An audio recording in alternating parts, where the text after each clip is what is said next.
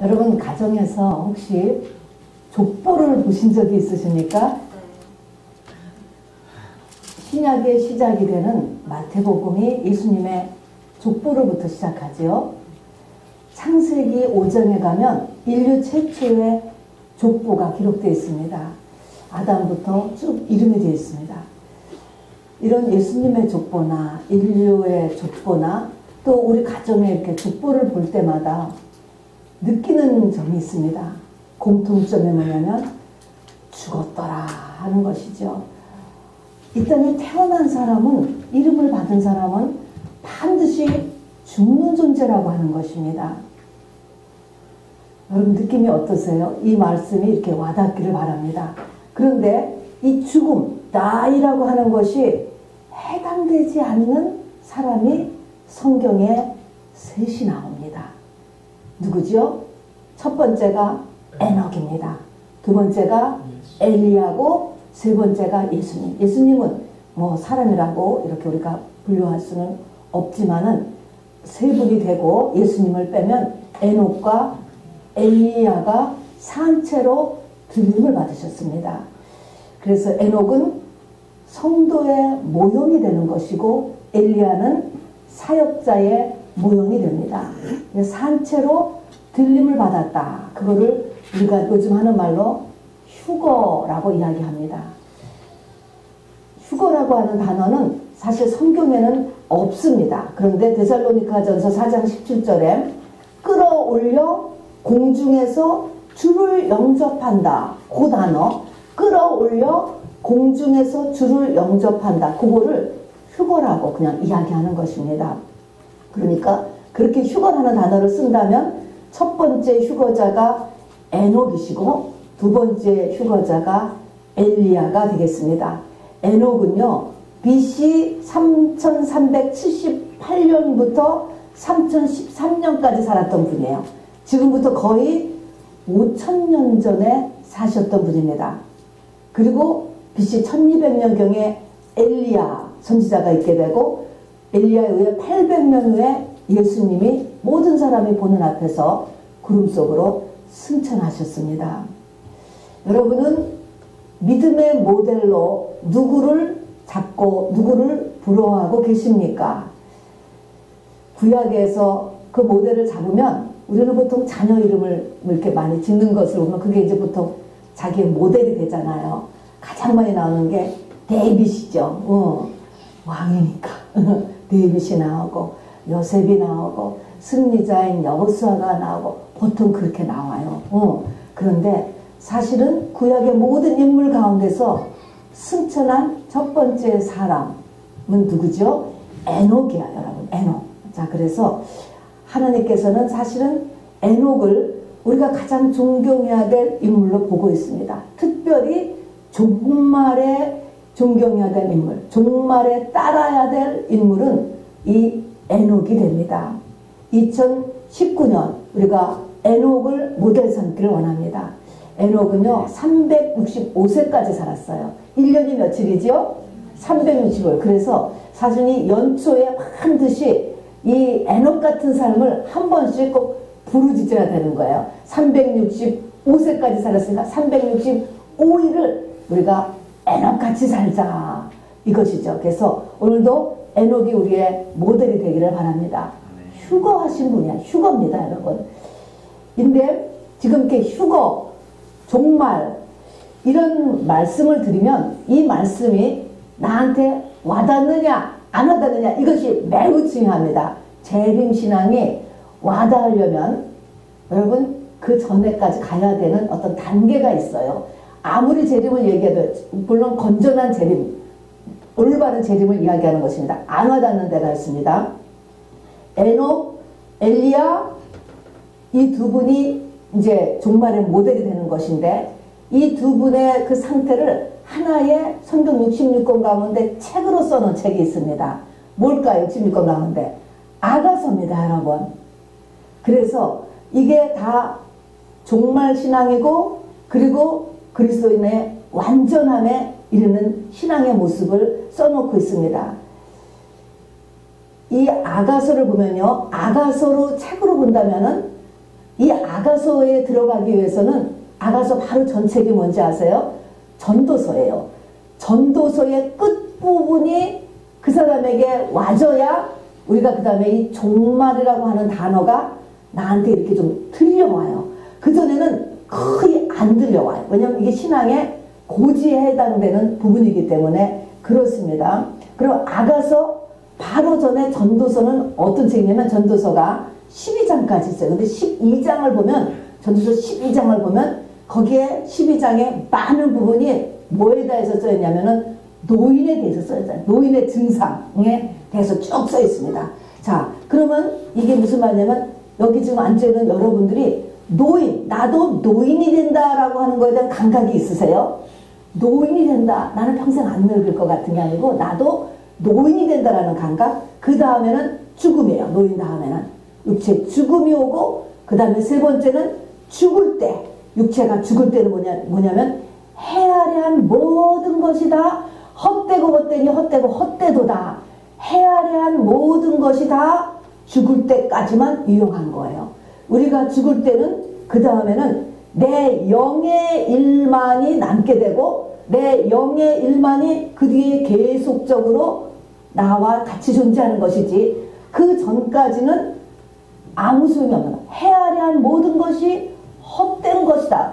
요 세 가지가 내 마음에 와닿아야 여러분 사실은 종말신앙에 들어가고 오늘 에녹의 신앙에 들어가고 노아의 신앙에 들어가서 수거를 준비할 수 있게 됩니다.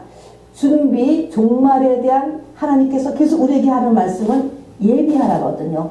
준비하라는 거거든요. 기름 준비하라는 거야. 전부 다 달란트의 비유, 모나의 비유, 열처녀의 비유 전부 다 준비하는 거야. 준비는 내가 필요성을 느껴야 준비를 하게 되는데 그 필요성이 뭐예요? 이것이 내 마음에 안 와닿으면 여기 이것부터 먼저 닿아야 돼요.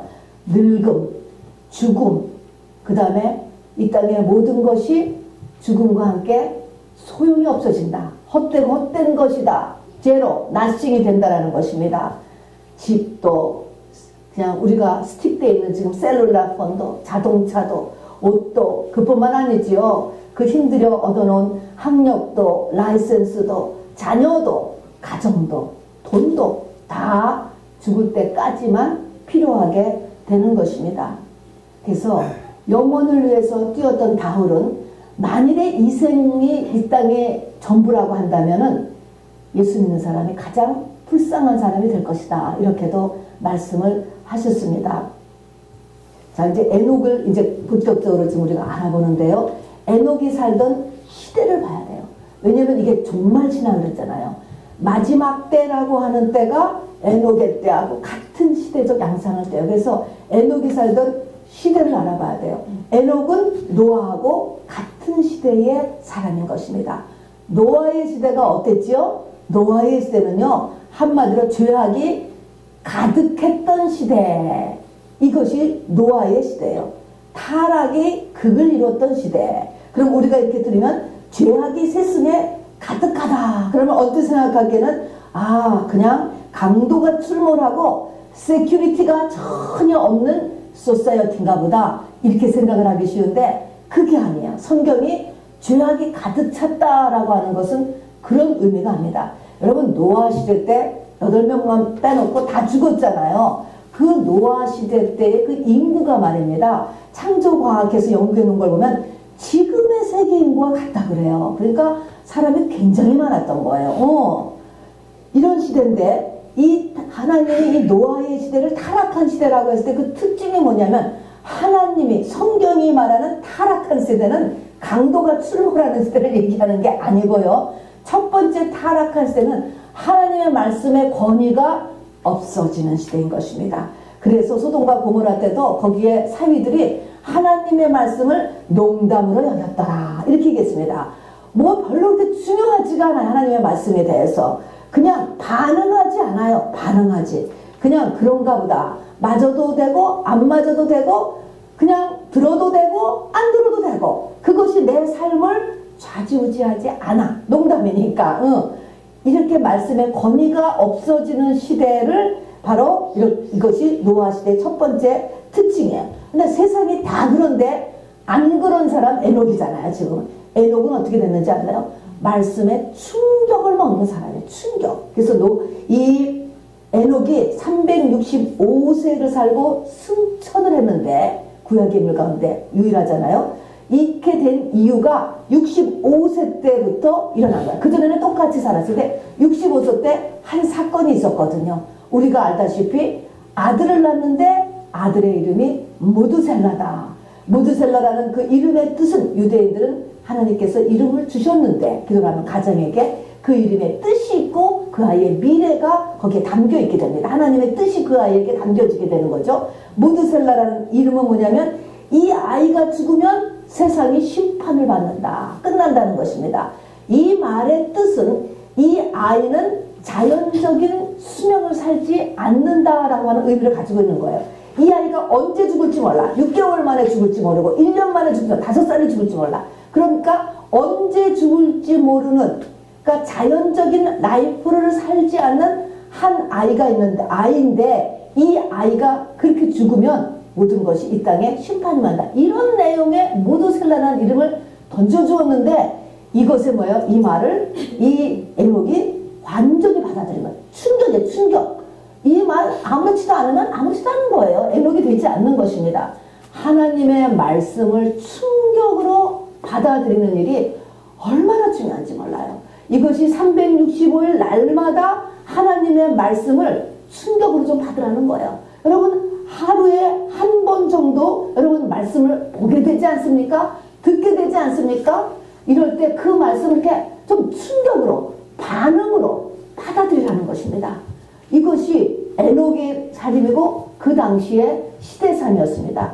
두 번째로요, 타락한 시대라고 하는 것은 영에 관심이 없어져요. 사람들이 노아의 시대에 먹고 마시고 시집가고 장가가고 사고 팔고 하느라 그들이 죽을 때까지도요, 왜 죽는지를 몰랐대요. 깨달으시면 뭘 잘못했기 때문에 우리가 죽냐, 뭘 잘못했기 때문에 이 땅에 심판이 마냐, 왜 홍수를 못 깨달았다는 거예요. 깨달을 능력이 없는 거죠. 이미. 왜 그래요? 바로 하늘이 닫히게 되면은 영에 관심이 없게 돼요. 하늘이 닫히면은. 자, 그렇게 돼서 이런 것들이 나쁜 것은 아니잖아요. 먹고 마시고 시집가고 장가 사고 팔고 하는 건 다 건전하고 우리가 해야 되는 일들이에요. 그러나 이것만 하면 안 되는 것이죠. 자, 그래서 영에 대한 깨달음, 자기 영에 대한 관심, 이런 것들이 없어지고 그저 세상 일이 바쁘고 취해 있고, 그리고 그 세상 일, 겉사람의 일에 자기의 24시간과 모든 에너지를 다 쏟게 되는 시대가 마지막 때야. 여기서 성령 충만해야 여기서 빠져나올 수가 있어요. 성령 충만이 떨어지면 우리도 똑같이 다 먹고 마시고 시키고 사고 팔고 대로 다 쏠려가. 똑같아요, 사람은요. 이런 시대, 하나님은 이런 시대를 바로 타락시대다, 이렇게 이야기합니다. 세 번째는 말입니다. 이 시대 사람들은 거의 업투 1000년에 가까운 삶을 살았어요. 800년에서 수명이 말입니다. 900년. 우리가 지금 웰빙 시대 해가지고 수명을 늘리지만요, 이 시대에 비하면 아직도 멀고 멀었잖아요. 지금 한 120까지 지금 늘린다? 100세 건강까지만 하잖아요. 근데 당신은 지구의 오존층도 파괴되기 전이었고, 또 아담 이후에 얼마 되지 않았기 때문에 그 아담의 건강을 아직도 가지고 있어서 굉장히 사람들이 건강했어요. 그래서 800세, 900세를 살던 시대예요. 근데 800세, 900세를 살면 뭐하냐고, 여러분. 시간을 낭비한다는 것입니다. 여러분, 영이 그런 거예요. 영이 시간을 낭비하게 한다는 것입니다. 그래서 사도 바울은 세월을 아끼라라고 말씀하셨습니다. 마귀가 믿는 자라도 우는 사자같이 삼킬 자를 찾아서 돌아다니는데, 그 마귀가 하는 첫 번째 일은 시간 감각을 둔화시키는 거예요. 이 땅에서 시간이 영원히 있을 것 같아. 기회가 영원히 있을 것 같아. 그러다가 시간을 낭비하다가 광야에서 그냥 죽는 거야. 대부분 광야에서 죽는 것입니다, 여러분. 아니, 이렇게 빨리 모든 것이 끝날 줄을 몰랐다. 이렇게 해서 이 시간을 붙잡고 있는 것은 땡 종치는 분은 하나님이시거든요. 그거는 우리가 태어나기를 내 맘대로 태어나지 못한 것처럼 이 땅을 떠날 때도 내 맘대로 안 되는 거예요, 여러분. 이것을 붙잡고 계시니까 하나님이세요. 자, 근데 하나님이 그만할 때를 우리를 잊어버리고 살게 한다는 것입니다. 장례를 치르는 거, 부모님의 장례를 치르는 거 얼마나 중요하겠습니까? 진짜 중요하죠. 근데 예수님께서는 뭐라고 말씀하셨습니까?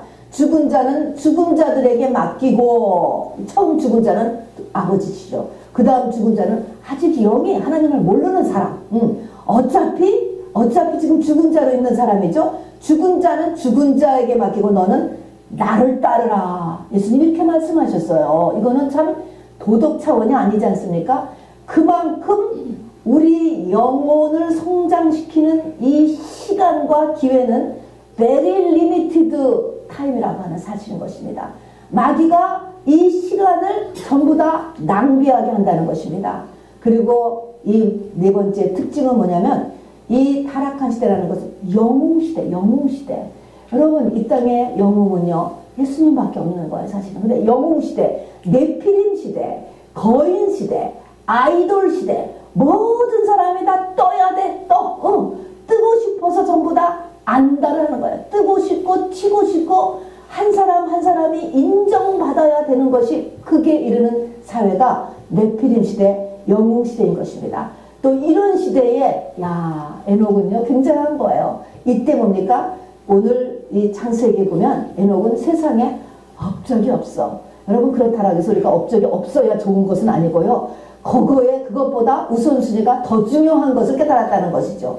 에녹은 세상 업적이 하나도 없고요. 그냥 300년 동안 자식을 낳았으며 그것밖에 없어요. 업적이 자식 낳은 것밖에 없어요. 그렇다고 또 그 자식이 얼마나 훌륭하게 되었는지 또 얼마나 잘 키웠는지에 대해서 말 한마디도 없어요. 자식을 낳았다. 그것뿐이에요. 그 다음에는 또 그러면은 오래 산 거? 장수 당시에 800세, 900세까지 살았는데 에녹은 365세까지밖에 못 살았어요. 그 당시로서는요 오래 산 게 아니에요. 오히려 일찍 돌아가신 것이 됩니다, 여러분. 그렇지만 휴거하셨죠. 그러니까 이 영웅시대에 에녹은 이 영웅시대에 뭐 맞춘 게 하나도 없어요, 여러분. 이렇게 산 사람이 에녹이입니다. 어쨌든 이런 시대 상황, 이런 시대 상황에 한 사람이 하나님의 택함을 입었습니다. 그게 이름은 에녹이에요. 그리고 이 택함에 맞추어서 정말 하나님 앞에 맞춰드려서 승리한 것입니다. 우리가 다 하나님 앞에 청함을 받았어요. 에녹같이. 하나님 앞에 택함을 받아서 하나님 앞에 올라가는 데까지 이기는 자가 여러분이 오늘 에녹 말씀을 듣고 우리가 에녹같이 되어야 됩니다, 여러분. 올 2019년이 에녹을 이뤄내야 되겠습니다. 택함을 입은 한 사람 에녹이 있는데 이 에녹의 인생의 전환점, 충격이 언제 시작됐느냐? 65세에 이루어졌습니다. 아까 얘기했던 것처럼 65세에 애 낳은 것 때문에 그렇습니다. 이것이 무슨 얘기냐? 하나님으로부터 죽음이 에녹에게 던져진 거예요. 하나님은 또 우리를 너무 잘 아셔. 무엇에 가장 약한가? 자식에 약하거든요. 죽음을 가진 자식을 던져준 거예요. 이 아이가 죽으면 심판이 난다. 이 아이는 언제 죽을지 모른다. 이 말이거든요. 그러니까 죽음을 가진 자식을 받았습니다. 자, 이것을 먹고 이제는 충격을 받았습니다. 그리고 정말로 이 말씀대로 이제 에녹은 이제 이 죽음을 마음에 품 것입니다. 이 죽음을 품고 마치 어미닭이 알을 품으면서 때가 되니까 알에서 병아리가 나오듯이 그 죽음을 이 에녹이 품고서 300년을 품고 죽음이 다 녹아버린 거예요. 죽음이 없어졌어요. 그래서 승천한 것입니다, 여러분. 이 죽음을 어떻게 지금 녹아내리게 하느냐, 이것이 지금 관건인 것이죠. 자, 근데 정말로 말입니다. 하나님의 말씀대로 그 아들이 참 놀랍죠. 이 에녹의 이제 믿음을 보는데 에녹의 믿음으로 인하여서 죽음을 녹아때리니까 에녹이 승천했잖아요. 산채로 들려 올라갔단 말이에요. 죽음이 없어졌어요. 그렇게 됐을 뿐만이 아니라 본인은 그러니까 365세에 승천했어. 그런데 그 아들은 뭐야? 그 아들이 죽으면 심판이 임한다고 그랬잖아요. 하나님의 말씀에. 정말로 근데 그 아들이 아니 3개월에 죽을지 6개월에 죽을지 돌에 죽을지 도무지 몰랐던 그 아들이 인류의 역사상 가장 오래 산 사람이 되었어요. 969세를 살았다니까. 여러분 놀랍지 않습니까? 이렇게 이 에녹이 죽음을 녹임으로 인하여서 본인은 승천하고 기도의 대상이었던 그 아들은 가장 오래 산 사람이 되었다니까. 하나님의 이 응답과 축복이 또 그거에 대한 우리의 드리는 이 헌신이 하나님께서 얼마나 응답하시는가를 볼 수 있지 않습니까? 인류 역사에 가장 오래된 사람이, 오래 산 사람이 되었다니까요. 969세의 이 아들, 이름 무드셀라요. 그 아들이 죽으면서 동시에 그 해가 뭡니까? 노아 홍수가 터진 해였습니다. 그래서 말씀대로 이루어졌어요. 그래서 그 당시에 이제 이 에녹은 승천하였고, 그리고 무드셀라는 죽었고, 그리고 노아의 8 식구만 남고 인류는 전부 다 물속에 수장되어서 지금의 이 석유가 되는 그 근원지가 되었습니다. 어찌하였든 이제 구체적으로 더 나가서 이 에녹 같은 삶이 종말신앙의 모형이다 라고 이야기했습니다. 에녹의 신앙에 큰 두 줄기가 있어요. 이 신앙의 두 줄기가 뭐냐? 그게 유다서 14절, 15절, 16절에 있는 내용입니다. 두 줄기가 뭐냐면 유다서에 보면은 이렇게 있습니다. 아담의 7세손 에녹이 사람들에게 대하여 예언하게 이르되, 뭐라고 에녹은 말하냐면, 보라 주께서 그 수만의 거룩한 자와 함께 임하셨나니, 이게 뭡니까? 재림의 모습인 거예요. 지금도 아직 재림이 안 이루어졌는데 거의 5, 6천 년 전에 사람이 5, 6천 년 후에 일어날 일을 그거를 지금 얘기하고 다니는 거야. 재림이 있다는 것입니다. 주님 다시 오십니다. 여러분 지금도 우리가 주님 다시 오십니다. 말하면 사람들이 이렇게 갸우뚱하지 않습니까? 자기 자신한테도 이 말이 안 와닿잖아요. 지금 이 아가서를 못 들어가면 이 말이 안 와닿는다니까요. 그런데 지금도 주님 다시 오세요. 7절기 중에 지금 재림절기만 남아있어요. 지금은 재림을 기다리는 때예요. 휴거 준비해야 돼. 이 말 지금도 안 하는데 당시에 재림을 이야기하고 있었다는 것입니다. 자, 그러니까 이 에녹의 신앙의 두 줄기는 재림과 경건의 신앙이에요. 밑에 가서 보세요. 한 자는 15절에 경건치 않은 자의 경건치 않게 한 모든 일, 경건치 않은 모든 말, 이렇게 해서 한 절에 경건이 4번이나 들어갑니다. 자, 그래서 경건치 않은 자를 심판한다.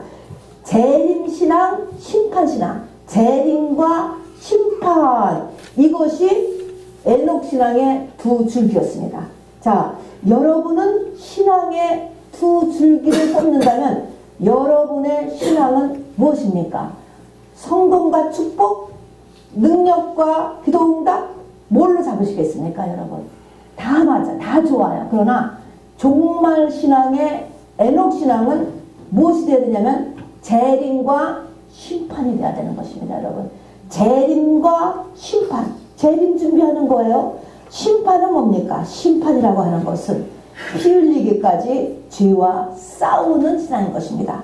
거룩신앙인 것입니다. 그러니까 재림과 거룩신앙, 어린 양의 피에 그 옷을 빨아서 희게 된 사람, 이것이 하나님의 계시록 입은 보좌 앞에 나와 있는 이 땅의 남은 자들의, 이긴 자들의 모습이었습니다. 자, 그러니까 거룩한 신앙과 주님을 기다리는 재림과 심판, 이것이 에녹 신앙의 두 기둥이다라는 것을 잊지 마시기 바랍니다. 그 다음에 구체적으로요, 이 에녹을 묘사한 것이 성경 전체에서 오늘 읽은 3개가 전부예요. 짧게 기록되어 있지만, 그리고 다 읽으면 다 읽을 수 있는 말이지만 이 말의 의미가 얼마나 깊은지 몰라요, 여러분. 귀 있는 자만 참으로 들을 수 있습니다.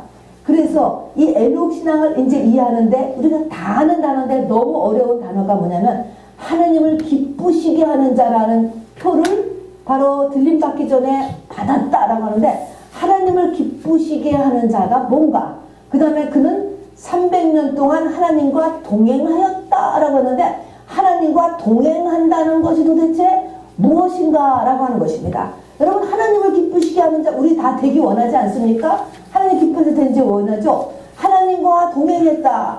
우리 성령 받은 사람은요, 임마누엘, 하나님이 너와 함께 하신다. 우리 다 지금 하나님과 동행하는데요, 이게 다 우리 것인 줄 알아요. 하나님과 하나님을 기쁘시게 하는 자, 저도 그렇게 되기를 원해요. 또 하나님과 동행하는 우리도 하나님 동행하고 있는데요. 두 가지가 다 쉬운 말인 것 같은데 이것이 얼마나 깊은 말인가라는 것을 새겨들으셔야 돼요. 그래서 이 두 단어의 의미를 알고 있어야 됩니다. 하나님을 기쁘시게 하는 자. 여러분, 하나님을 기쁘시게 하는 사람, 하나님은 누구를 보고 기뻐할 것 같아? 한번 생각해 보세요. 누구를 보고 기뻐할 것 같아? 하나님을 기쁘시게, 우리도 하나님 기쁘시게 하기를 원하는데 내가 하는 일을 하나님이 다 기뻐하실 것 같아? 여러분이 하나님 다 기뻐하실 것 같아? 나는 분명히 맞다라고 생각하는데 그거 어떻게 장담합니까?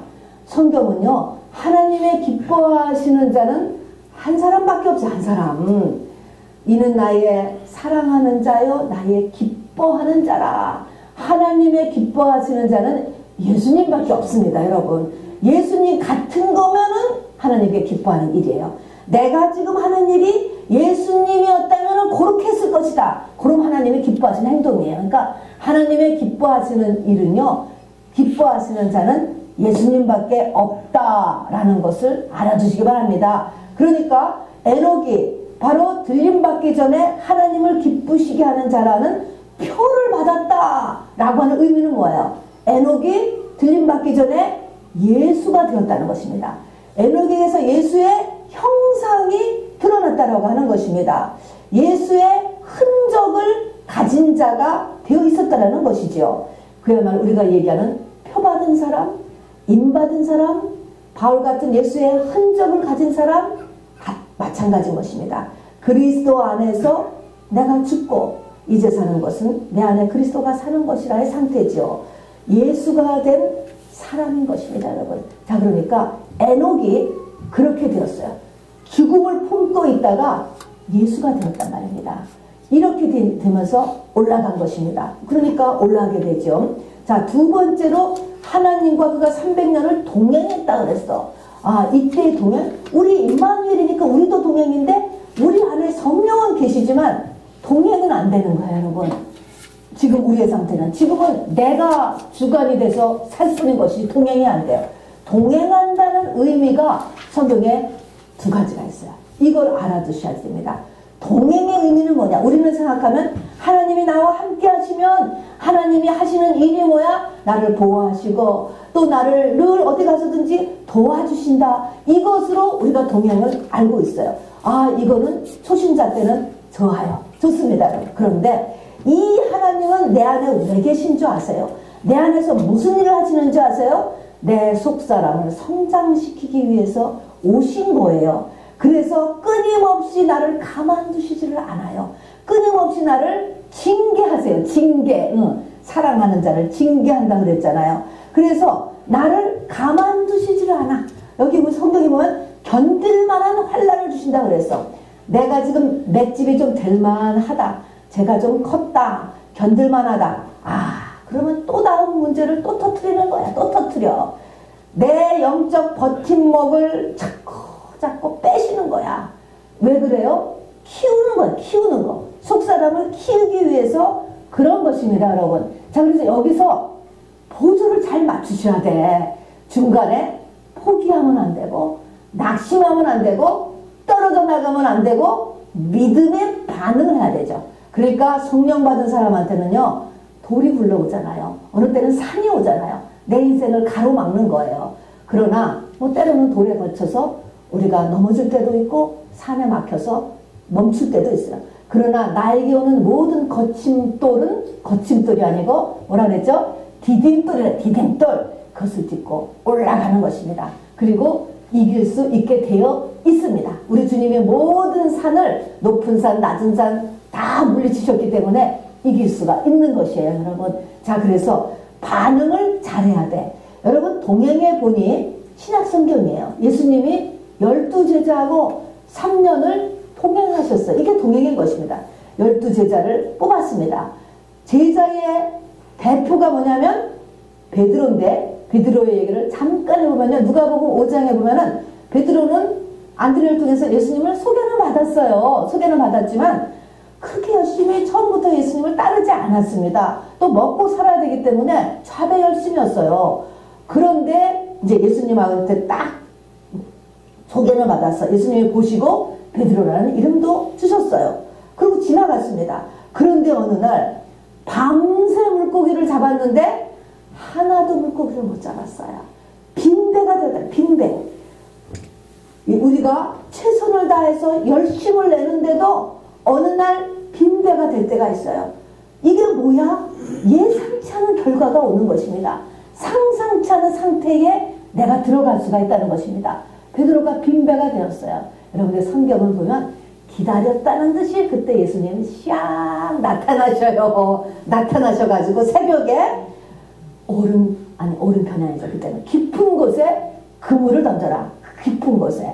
왜 깊은 곳이냐면은 새벽에는 전문가의 견해를 보면 새벽에는 물고기들이 낮은 곳에, 물 낮은 곳에 있대요. 깊은 곳에는 새벽에는 물고기들이 없는 거래요. 그런데 예수님이 나타나서 깊은 곳에 그물을 던지라 그랬어요. 그러니까 베드로가 말씀에 의지하여, 그게 자기 생각으로는 틀린 것이지만 말씀이 그러하니까 예수님 말씀을 그냥 믿는 의미에서 말씀에 의지하여 바로 깊은 곳에 그물을 던지나이다 하면서 그물을 던졌더니 바로 그물이 찢어질 만큼 2배에 가득 채울 만큼 바로 고기가 잡혔어요. 그때부터 베드로는 전에는 그냥 선생님 부르다가 랍비가 원래 이름이죠. 부르는 또 랍비다. 그 다음부터는 주여가 되는 거예요. 주여. 이렇게 예수님 앞에 믿음이 커가는 것입니다. 하나님 앞에 잡혀가기를 시작하는 것입니다. 여러분, 그러면은 베드로가 물고기가 안 잡히는 일이 또 그때 예수님이 나타나신 일이 여러분 우연이었을 것 같아요? 우연이 아니에요. 이 모든 것이 다 하나님의 계획 가운데 있는 것입니다. 기다렸다는 듯이 주님이 나타나시는 거예요. 이게 뭡니까? 동행인 거예요. 동행은 우리와 주님이 동행하시는 이유는 우리를 끊임없이 키우기 위해서인 것입니다. 기회만 있으면은 나를, 내 속을, 내 본전을 보이게 하셔. 이 보이게 하는 거에서 이제 우리가 보이는 게 문제가 아니죠. 크기 위해서, 키우기 위해서죠. 그래서 그 제자들의, 특히 베드로의 삶을 보면은 엉망진창인 것이 가득 차 있죠. 주님이 예루살렘에 십자가를 지러 올라가신다니까 절대로 그리하면 안 됩니다 하다가 귀신 쫓음을 당했죠. 그 다음에 주님이 이제 올라가시면은 누가 주의 우편에, 누가 주의 좌편에 앉을 것인가, 세상 야망 가지고 자기들끼리 또 싸웠어요. 또 영생의 말씀이 있으니 내가 어디를 가오리까 그러더니 자기가 먼저 떠났습니다. 겟세마네 동산에서 기도하러 데려갔더니 1시간도 기도도 못하고 졸아버렸습니다. 도대체 예수님에게 몇 번이나 사람을 용서해야지. 도대체가 예수님이 7번씩 70번이라도 해야 된다. 그러니까 기가 막혔을 거야. 그런데 사실은 베드로가 자기가 그렇게 예수님한테 나중에 용서받지 않았습니까? 이런 모든 것들이 정말 실수와 그리고 넘어짐의 연속 속에서 베드로가 있었습니다, 여러분. 그렇지만 이제 예수님이 승천하시고 나서 사도행전 2장에 들어가면 그 남은 제자들과 모든 사람을 이끌어가는 것이 베드로입니다, 여러분. 그리고 베드로 전후서를 이 땅에 남겨놓은 놀라운 예수님의 다음 사람으로서 이 땅을 이끌어가는 것을 보게 됩니다. 그만큼 큰 거예요, 여러분. 그만큼 우리를 그렇게 키우신다라고 하는 것을 잊지 마시기 바랍니다. 그래서 계속되는 문제, 이 문제가 하나님이 연결되어 있다는 것을 잊지 마시기를 바랍니다. 모든 문제에서. 그래서 여러분 반드시 주위에 붙어있는 것에서 떨어지지 마시고, 포기하지 마시고, 낙심하지 마시고, 그리고 나를 향한 하나님의 귀하고 선한 뜻이 있음을 믿고, 그리고 믿음의 반응을 반드시 하셔야 그게 믿음의 사람입니다. 아멘이죠? 네. 두 번째 동행한다라고 하는 의미는 하나님과 교제하며 살았다는 것입니다, 여러분. 교제. 왜 우리가 주님과 교제가 안 될까요? 주님의 임재가 느껴지지도 않고 주님하고 이 커뮤니케이션이 안 되는 이유는 뭐예요? 한마디로 해서 내 안에 어둠 때문에 안 되는 것입니다. 어둠 때문에 교제가 안 돼요. 이래서 아가수에도 보면요, 그 어둠 때문에 부르짖는 것이 나와요. 그러면 내 안에 어둠을 없애기 위해서 어떻게 됐냐? 아가서를 보면은요, 향기로운 산에 이제 들어가보죠. 아가서 맨 끝장에 보면은 이 나의 사랑하는 자야 하면서 향기로운 산으로 이제 달려 들어가는데, 같이 향기로운 산에 들어가기 전에 한 산을 거쳐요. 베데르산이라는 산을 거쳐요. 이 베데르라고 하는 의미가 분리라는 것입니다. 여러분, 분리라고 하는 것은 거룩을 나타내는 것입니다. 세상과 분리되는 삶, 세상과 분리된, 다르게 된 거룩한 가치관, 그리고 그런 삶의 모습이 있어야 되는 거예요. 내가 안 하는 것이 있고 또 해야 되는 것이 있어요. 문둥병자가 치료받고 나서 문둥병에 다시 안 걸리려면 해야 되는 것이고, 엄지손가락에 피 바르고, 또 오른쪽 귀에 피 바르고, 오른쪽 발가락에 피 바르고, 그 다음에 그 위에다 또 뭐 바르죠? 기름 발랐지요. 하나는 피는 안 해야 되는 거, 기름은 또 새롭게 해야 되는 거. 지금까지 내가 살아왔던 것 중에서 떨쳐내야 되는 거, 안 해야 되는 게 있어요. 더 해야 되는 게 있어요. 또 세상에 나가보면 세상 사람들이 다 해. 요새 그런 사람이 어딨어? 이렇게 할 정도로 딴 사람들은 다 하고, 그건 나쁜 일도 아니에요. 그렇지만 세상 사람 다 하지만 나는 안 해야 되는 게 있어야지 돼. 또 더 해야 되는 게 있어야 돼. 이런 거룩, 분리가 없으면 하나님과의 교제가 안 된다는 것입니다. 동행이 안 되는 것입니다. 동행이. 그래서 레위기 11장에 보면 고기 먹을 때 반드시 굽이 갈라지고 되새김질하는 짐승을 먹는 거예요. 돼지, 여러분 족발 보셨잖아요. 굽이 갈라졌어. 오케이. 그런데 돼지는 되새김질을 안 하기 때문에 구약에서는 먹지 못하는 짐승이 됐어요. 굽이 갈라진다는 것은 뭡니까? 쪽발이라고 할까요? 나눠져요. 세상을 이렇게 나뉘어 뒤져야 된다, 이런 말을 가지고 있게 되는 것이죠. 자, 그래서 우리에게 분리된 삶을 살고 그렇지 않은 자기의 모습에 대해서는 끊임없는 회개의 삶을 살아야 동행이 된단 말입니다. 자, 그래서 동행의 두 번째 의미는 두 의미는, 첫 번째 동행은 나에게 하나님은 계속 문제를 일으킨다라고 하는 사실이 동행이에요. 두 번째는 동행은 하나님과 교제를 해야 된다. 이것이 동행의 의미가 되는 것입니다. 자, 그러면 여러분 더욱 한번 근본적인 질문을 해볼게요. 왜 하나님은 에녹에게 자식을 통해서 죽음을 던져주었을까? 왜 죽음의 자식을 던져주었냐 말입니다. 끌어안는 거예요. 끌어안어. 차라리 내가 죽음을 받았으면 그냥 죽었을 것 같아. 근데 자식의 죽음이기 때문에 또 이 깐난장애부터 시작된 거잖아요. 이거 못 넣는 것입니다. 그래서 에녹이 끌어안게 되는 거예요. 이 부모의 이 마음은 자기보다 더 크잖아요, 여러분. 그렇기 때문에 부모를 공경하라고 하는 것입니다. 끌어안는 거예요. 그런데 하나님이 왜 에녹에게 그런 자식을 통한 죽음을 던져주었을까? 이제 그것이 아가서를 보면 또 다 나옵니다. 아가서 8장 6절에 보면요, 사랑이 나와요. 하나님의 사랑. 사랑은 죽음같이 강하고, 죽음같이 강하대요. 투기가 나와요. 투기는 음부같이, 지옥같이 잔혹하며 불같이 일어나니 그 기세가 여호와의 불과 같으니라. 하나님의 사랑은 죽음보다, 지옥보다 더 강하다는 거예요. 뭘까요? 하나님이 내 사랑을 얻기 하여서, 나를 시기하여서 이런 일을 벌리신다는 것입니다. 어떻게 해요? 내 마음이 홀짝 하나님 앞에 뺏기기 위해서, 내가 하나님을 전적으로 사랑하게 하기 위해서 하나님께서 그 택한 사람에게 이 죽음을 던져준다는 것이죠. 그것도 자식을 통한 죽음을 던져준다는 거야. 그 가장 기본적인 목적은 뭐예요? 나하고 사랑하자 하는 것입니다. 내가 가장 사랑하는 그 실질적인 존재가 예수님이 되기를, 하나님이 되기를 하나님께서 원한다는 것이죠. 우리가 언뜻 생각하면요, 아유, 우리 찬양도 하잖아요. 주님은 나의 사랑, 맨날 찬양하잖아요. 찬양은 해요. 희망사항으로 하는데 우리는 하나님을 사랑할 수 없게 태어나 있어요, 여러분. 이것이 문제예요. 태어날 때 우리는 딴 거를 사랑해요. 이 사랑하는 걸로 가득 차고 그 DNA를 가지고 태어납니다. 뭐를 사랑하죠? 세상을 사랑하고, 그 다음 뭘 사랑해요? 나를 사랑해요.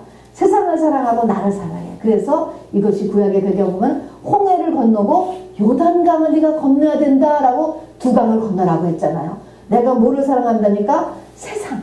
그냥 세상 세상이 나의 전부죠. 세상에 나가면은 기분이 저절로 좋아지고, 이게 다 세상을 사랑하기 때문에 같은 부류기 때문에 좋은 거야. 마음도 편하고 세상에 나가 있으면 끈이고, 세상을 사랑하기 때문에 자기 사랑, 자존심이죠. 자기 사랑의 중심은 자존심입니다. 자, 그러니까 내가 죽음을 품어서 죽음을 녹아내리게 한다라고 하는 말은, 더 말하면 내 속에 있는 근본적인 세상 사랑과 자존심을 떼어내는 일이에요.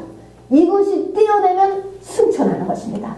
공중에서 주를 영접하는 것, 신부가 되는 것이 주님과 연합하는 일이 일어나는 것이죠. 자, 그래서 이제 우리에게 이 죽음을 이렇게 던져주고, 이거는 하나님의 나를 완전한 주님과 나와의 사랑을 위해서 그런 것이다 라고 말씀드렸습니다. 그래서 이 죽음인데, 이 죽음은 문제예요. 죽음에 이르는 문제인데, 이 문제가 여러분 우리가 언뜻 생각하면 바깥의 문제만 일어나느냐? 그렇지 않아요. 아가서에 보면요, 거친들이 2번 나와요. 거친들 2번. 왜 거친들이 광야인데, 문제투성이인 곳이 거친들인데 왜 2번이 나오느냐? 하나는 외적인 거예요. 하나는 내적인 것입니다. 문제가 환경에서만 일어나지 않아요. 자기 내면에 이 고난이 일어나는 것입니다. 알 수 없는 디프레스, 죽음, 사망, 허무함, 죽고 싶이 여러 가지 막 내 속에서 막 이렇게 막 용솟을 치는 것입니다. 이것이 똑같은 거친들이에요. 이 사망이 나의 내면에서 일어나고, 그리고 환경에서 일어나는, 그 환경에서 나는 것도 또 고통받죠. 그러나 내면에서도 똑같이 일어난다는 것입니다.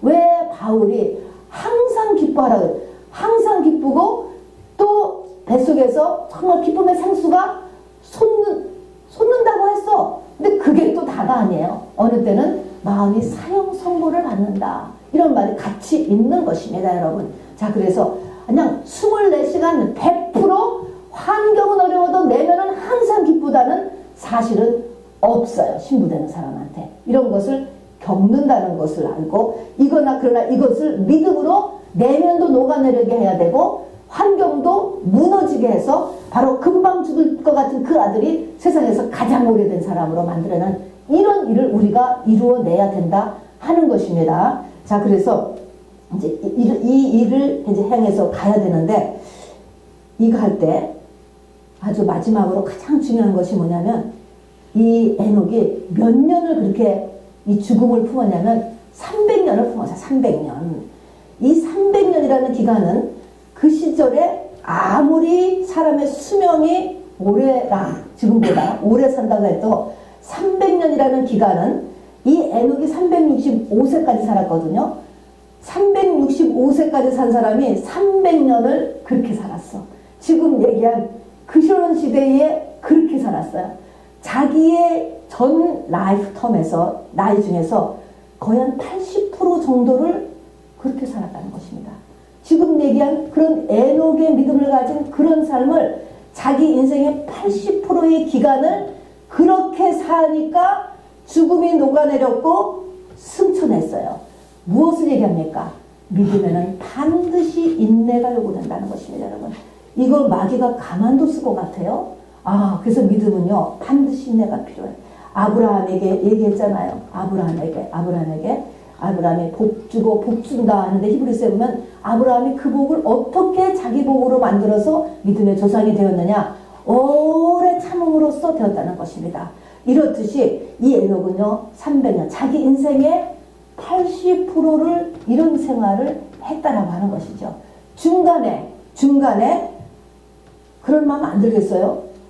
정말 저 아들이 정말 그 하나님의 말씀대로 그렇게 죽을까? 정말 세상에 종말이라는 것이 올까? 또 노아 같으면 비가 올까? 정말 비가 와? 왜 그렇게 바보같이 살아야 돼? 사람들이 와서 정말 네가 뭐 잘못 들은 거 아니야? 또는 세상에 너 같은 사람이 어디 있냐? 또 이렇게 좋은 세상에 너는 왜 그렇게 살아야 돼? 왜 그렇게 살아? 안 그랬을 것 같아? 본인 스스로도 그런 갈등에 많이 접했을 것 같아요. 이런 것을 이겨나가는 것이 얼마나 어려운지 모릅니다. 중간에 떨어져 나가지 않아야 돼. 이거를 마귀가, 음부의 권세가 날마다 우리를 갖다가 흔들거든요. 가만히 있지 않아요. 이 싸움이 굉장한 사람, 이 인내의 싸움, 견디는 사람이 싸움이 저는 제일 중요한 것 같아. 우리가 다 시작은 할 수 있어. 시작. 그리고 또 잠깐은 할 수 있어. 끝까지 어떻게 요동을 치든지 간에 붙잡고 있는 것이 중요합니다. 시편 26편 3절에 보면은 심지가 견고한 자를 하나님께서 평강에서 평강으로 인도하시고 하나님께 의지하는 신앙까지 가게 된다라고 이야기했습니다. 심지가 견고한다. 이랬다 저랬다를 하지 말아야 되는 거예요. 이건 여러분 훈련을 하세요.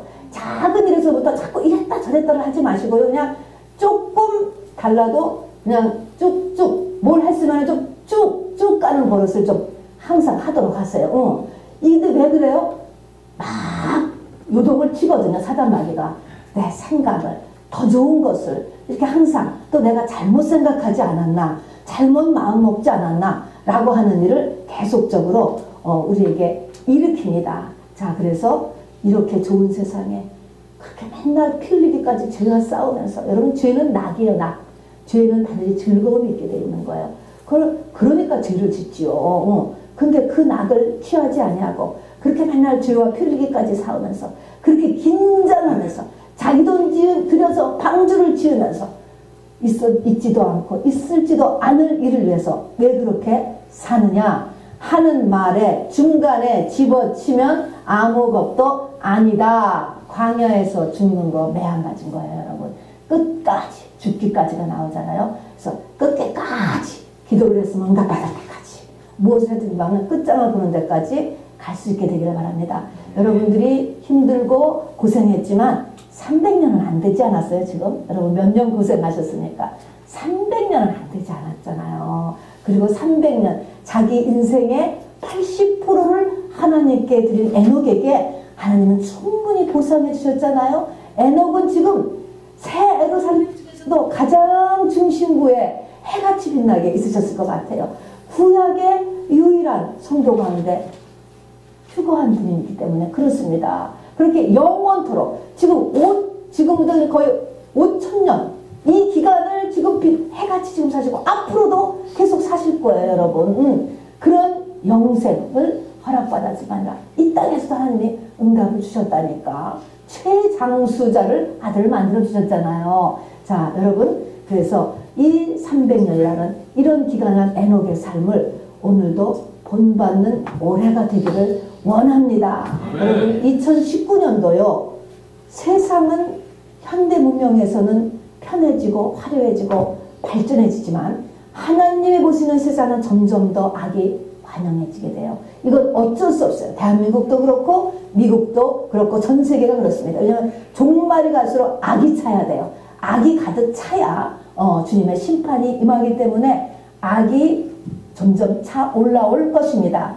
이 가운데 바로 하나님의 택한 백성에게는 죽음이 던져질 거예요. 사망 권세가 던져진다는 것입니다, 여러분. 이것에 대해서 우리가 어미닭같이 이 죽음을 품어야 돼요. 이 죽음을 그래서 삭혀내야 돼요. 녹여내야 돼요, 여러분. 이 싸움이 2019년에 일어나야 된다는 것입니다. 첫 번째 해야 될 일이 뭐예요? 히브리서 아까 우리 11장에 있는 것처럼 믿음이 없이 하나님을 기쁘시게 못하나니 믿음의 첫 번째가 뭐예요? 하나님이 살아계신 것과 그가 자기를 찾는 자들에게 상 주시는 이심을 믿어야 할지니라. 이렇게 얘기해서 믿음의 첫 번째는 뭡니까? 하나님을 찾아 나서는 것이 믿음의 첫 번째. 하나님이 도대체 어떤 분인지를 모르고요. 또 내가 도대체 하나님을 해서 만족이 안 돼. 그럼 내가 만족이 될 만큼 더 하나님을 찾아 들어가야 되는 것입니다, 여러분. 이 세상에서 아주 영원토록 가장 지겹지 않은 일이 하나님을 찾는 일이에요. 끝도 없는 일인 것입니다, 여러분. 그래서 하나님 찾는 일을 해야 돼. 하나님 찾는 일이 무엇일까요? 성경 공부 나오세요. 부흥에 나오세요. 예배에 나오세요. 또 되는 대로 신학 공부 기회가 있으면 신학 공부도 하세요. 하나님을 찾는 거, 이것이 하나님을 찾는 하나의 방편인 것입니다. 첫 번째가 하나님을 찾는 것이 바로 이 믿음의 첫 번째요, 승천하는 신앙의 첫 번째예요. 그래서 부지런히 하나님을 찾아 나서는 일을 하시기를 바랍니다. 그리고 하나님의 말씀을 들었으면 또 받았으면 깨달았으면 말씀에 반응을 하세요. 그냥 한 귀로 듣고 한 귀로 흘리거나 지적 동의라는 거 하지 마시고 또 판단해서 다 버리고 그러지 마시고 말씀에 보니 충격을 받으셔야 돼. 에녹은 충격받는 사람이에요. 충격.